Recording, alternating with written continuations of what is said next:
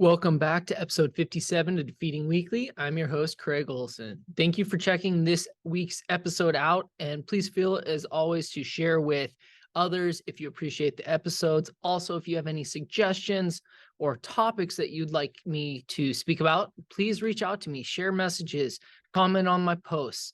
Also, I'm asking that all of you who listen to these episodes, please go to Spotify and follow Defeating Weekly.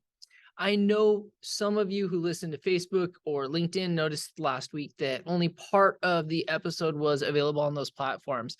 I'm trying something new, similar to what other podcasters do. So, in order to hear the full episodes, please follow the links in the description to Spotify.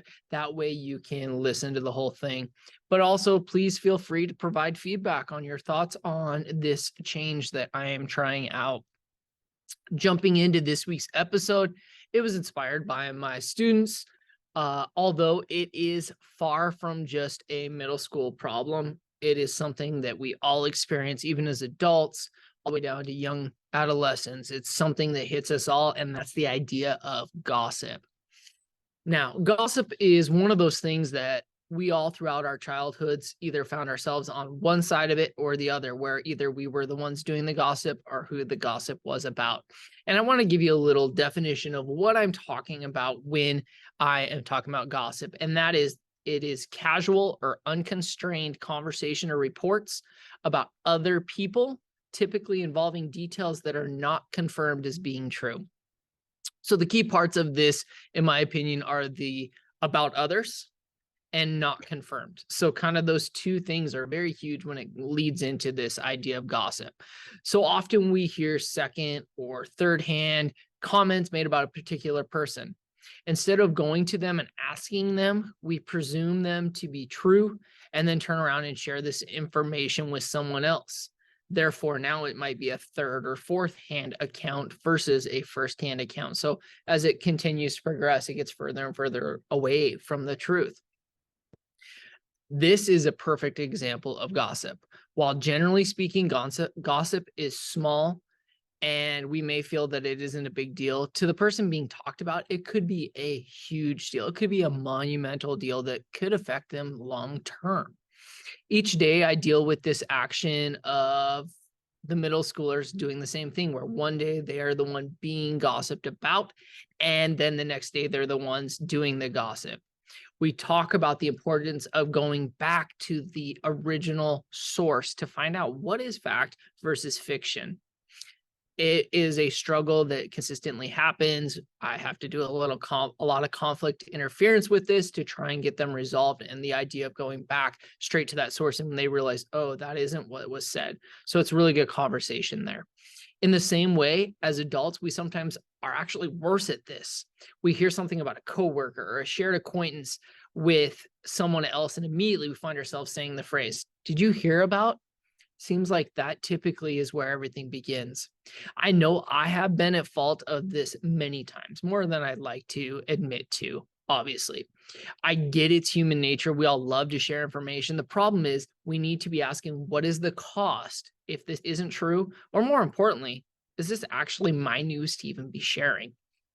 So the 3 action steps for this week, they're kind of melded together, a little different, but I feel like they're pretty good. So number 1, when you hear information from someone else, ask yourself these series of questions. Does this seem realistic? How does this information sit with me?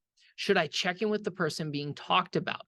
Should I ask the person sharing to maybe not be sharing someone else's information? So there's some questions that you really should evaluate for yourself.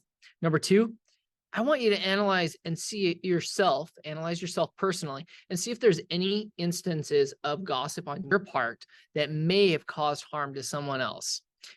Generally speaking, or at least my personal experience with this, is we may realize we have someone in our lives who all of a sudden is kind of became more distant and not really wanting to engage with us.